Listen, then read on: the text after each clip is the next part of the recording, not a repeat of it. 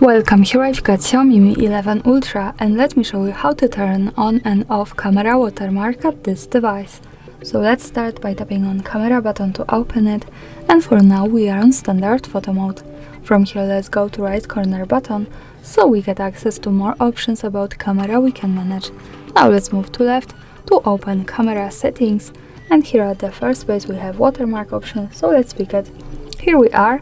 Now let's focus on the second position, device watermark. By using the button from the right we can easily turn it on and turn it off as we need. Now let me keep it turned on.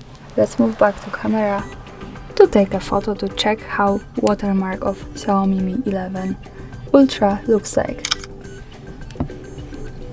Now we have to go to left to the button that follows us straight to the gallery, and this is my photo with watermark in left corner at the bottom.